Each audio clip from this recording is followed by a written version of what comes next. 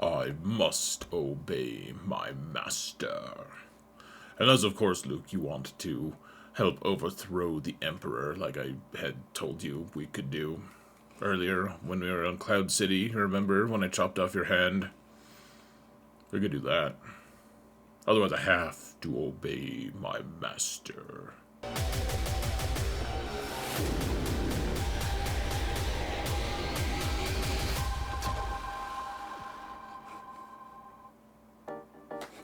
Hello everyone, and welcome to another episode of Zareth Prevails. Today I want to show you guys how to layer your farms to make sure that you are actually getting the most bang for your buck. I feel like a lot of people pick one farm and then they're like, oh, I guess I'd better just start working on this next one, but I don't even have any shards farmed. I've just been farming gear, and it takes a long time to go through that way. So let's look at it, folks. That's what she says. She doesn't say things like that. She's intelligent and articulate. Now, want to thank my patrons. You guys are awesome. Thank you guys so much for everything. Truly, amazing people. I couldn't do this without you. Thank you guys so much for your support. And guys, just remember, a reminder too, if you want to support this channel for free, all you've got to do is hit that like button, subscribe, comment, help them out. The algorithm, guys. The calgorithm. It's here. The malgorithm. There's all kinds of mal characters these days. There's all kinds of things that fit with algorithm, as it turns out. Let's go to the whoa, we're in the game madness. Wow, this is crazy. Who said we could go in the game? This is actually 4.8. Like, this account keeps growing because probably more artificially than not, just because ships keep being added, even though I can't really use those ships that well. So, but they're on this account now, and it's like, well, cool. But yeah, sure, I'll take another couple 100,000 more GP on it. But here's the thing, guys, we don't have any Galactic Legends on this account, and question is, how am I going to layer things? Because I need all kinds of stuff. Honestly, here if we sort it by what? Not this. By power, it gets rid of all the favorites. So I mean, I have an okay-ish collection of relic characters. I mean, that we're getting some progress done, but there's a lot still that I need, guys. There's just a ton of stuff that needs to happen, and like I said, I don't have any Galactic Legends. Apparently, I do have Enfys Nest that sometimes I click on, so that's helpful. But all in all, I need a lot of stuff. And so the first priority for me, and what I'm gonna do, guys, I have all these different tabs that I'm gonna show you as we go along to show you guys how I sort things out and try to try to untangle this mess, because a lot of people will accuse me of, you have too many farms going on, you have too much going on, and I'm like, well, maybe I am trying to fit in just maybe a little too much, which is also what she said, in fact, and she does say that. But here's the thing. I don't think that it's an unreasonable amount. There's just a lot of projects, and if you want that, like my other account at 9 point whatever million, it keeps catching people who pay the money to play this game. It keeps passing people up in GP, even though they're spending money and I'm not. And a lot of the reason is because I'm efficient in my farms and I have all my layers going, and I have different layers of planning. So a lot of this has to do with planning, and so I'm gonna just lay it out. There are tons of projects here, guys, lots of stuff, and it's not that. I mean, it might overwhelm you. I kind of hope it does. So first off, we have Proving Grounds. We need to unlock all the different characters. Proving Grounds is frustrating, but at the same time, it affords you the capability of farming a lot of really high-level characters, and eventually they'll all just kind of fall in your lap after like a year and a half of farming, if you get the right squads. One of the right squads is Treya, and I'm really hoping the Sith Empire Trooper will help me finally crack that Malgus team that, I want to unlock Malgus Argus shards so I can start actually getting Leviathan at some point, because I'm pretty close to just having enough shards of the Fury. I just need Malgus. So I have everyone ready except for Sith Empire Trooper. You'll note that this is swapped out for Savage. I've stopped working on him, at least for now, for reasons. Now, Executor, guys, I'm trying to farm Executor because I only need 4 characters to unlock. The problem is, Executor does take either a ton of crystals or it takes, like, I don't know, a year and a half, 2 years to actually get it to 7 stars. So we need to get that sooner than later. But then when I do that, I also need my Xanadu Blood Pilot and my Beskar Mando, my whatever the ship is called, and you guys know what ship it is. The one he pilots. I need both of these to have high relics as well, or at least like medium relics to be able to compete, especially because they'll only have a 5-star Executor. Now we also have Starkiller requirements. You see, I'm already ready with Dash and Talon, getting close with Mara, and then obviously not very close at all with Kyle Katarn, because I don't really have a place to put him. Like, I think he's going to end up probably being my starting Jedi, because you see we have the full Starkiller squad here that I'm planning to use, and it kind of gets into my other stuff that I'm working on. But we have Palpatine, we probably need to push some relics on. Obviously we need Mara Jade, we don't have a Starkiller unlocked yet. And then Cal Kestis Jr. is probably going to be on the squad, at least initially, for my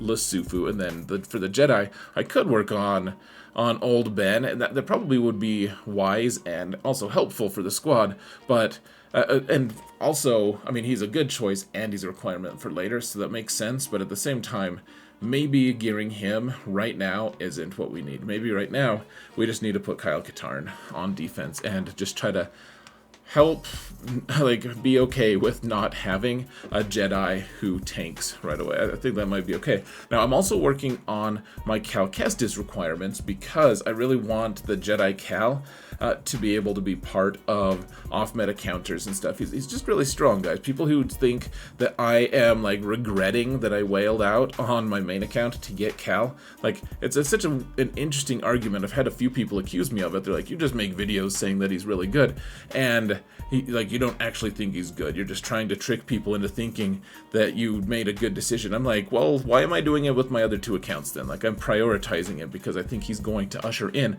a new era of power for Jedi, and so I'm working on this. And also, we have three characters from this farm that are actually going to be really strong on their own squads, as you'll see in a minute. But working on Cal, we're just doing slow farming for these guys, though. Just one handful of attempts, just 5 attempts daily, and it'll get the job done over, like, it takes like 6 months, but we'll get it done eventually. Other slow farms, we could be working on Boosh and Skiffguard Lando. Like, the question is, should we be working on, like, Jabba's been the plan for a while. I don't have Chrysanthemum done because he's going to be accelerated pretty soon, and I may as well farm him once he's accelerated. And then, of course, we would want Embo for that squad eventually, and then Admiral Radis we want for the Profundity eventually. He's actually not getting, he's now that he's accelerated, he's been moving quickly. Remember, I didn't even have him unlocked last time, like when I abandoned this account a year ago. I also, one other factor to keep in mind, a couple factors. First off, I have a couple ill-advised Omicrons. I wouldn't advise people to put them on at all, but now that they're here, it's like, well, if I want to farm if I want to farm Galactic Legend Leia, I would probably be well served to have these characters because Akbar is a requirement, and Ewoks are going to get a boost as well. I already have the Omicrons for these. It's like their body is ready. And then Malicos, I'm very close to unlocking Malicos. Well, very close. I'm at 16 shards. But if you look at my conquest, hold on. What did you guys think it was going to be? Conquest. Look at my conquest. But if you look at how I'm doing there, I'm actually, we have more than a week left. I'll be getting crate 5, and that's all you need. You get crate 5, and then I'll probably get a couple more, at least one more past that, because I'd like to get another Omicron material, but I'll be able to unlock Malicos in 5 or 6 months, meaning I will also have him as part of my total squads and everything. And so we have Malicos to think about. So we have the Seer Malicos squad. Seer's going to be the lead of that squad. Probably the full squad will have like Fulcrum maybe and crew. We'll have to see about that. Like, we have time to formulate our plan over the course of 4 or 5 months, of course, and then other people will have him unlocked and be able to tell me what's the best squad. Now, if we do that though, of course, Baby Cal's going to have to go with the Malicos squad, and we'll need Visas to go with Starkiller because we still need a Lasufu. And then so the big question is, what are we going to work on after that? Like, what's our big end game thing? And it's always been Jabba, because he's good with the raid, he's good with the smuggler's run too. I just made a video on all the cool things that he does. Jabba is undeniably important for a roster. Even if Leia ends up being more important, Jabba is not going to just suddenly get shoved aside. Maybe she'll edge him out for some things, but Jabba is still crazy important. The thing is, I didn't even get to farm these characters. I didn't get to unlock them with their marquees, and so even though I'm consistently farming them, it's still gonna take months and months to get them farmed. I have been consistently, not with Embo apparently, but everyone else, and Kersantin, of course, we're waiting for accelerated. Now, for Jabba, I would also need to get the Jedi Knight Luke requirements done, and that meant I had to farm Captain Han, he was only 4 stars. I had to farm Lando, he was only 4 stars. Rolo, I think I just finished just recently, and then we also have Hoda here, who was only a few stars. He's done now as well. So everyone's farmed. I just recently got Wampa up to Relic 3. I'd like to get him a couple more Relic levels, but all these requirements are actually coming along pretty swimmingly. Does Chupio, is he required too? He's Relicked already, so we don't have to worry about him as well. I don't remember if he's required, but yeah, so we need to put some gear on these guys to get Luke if we want to get Jabba.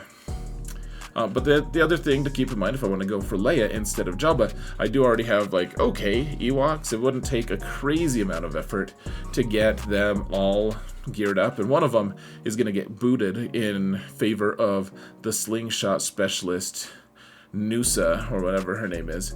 And then my Phoenix, I mean, they're not great, but because we're going to have Captain Rex as a requirement for Leia, we may as well be working on this. And so I think I'm going to go for Leia, actually, because I have no work done on my HUD cartel. Guys, look at my HUD, like, these are, I mean, a lot of the other ones are pretty worthless too, frankly. I don't have any good work done on them. So in reality, I'm not dropping the Jabba farm. Even though I have been working on these characters, I may as well just, like, stop farming them until they get accelerated and just wait until, like, start working on Leia requirements, because I was already planning on at least 6 months of effort for Jabba. I may as well be working on 6 months of effort for Leia, or, I mean, maybe it'll end up being a little bit more than that too, but it's not a significantly large shift going for Leia instead of Jabba at this point for me, because I haven't put any work in on Jabba other than farming characters to, like, kind of where they should be if you've done the marquees. I know maybe it's a little past that, but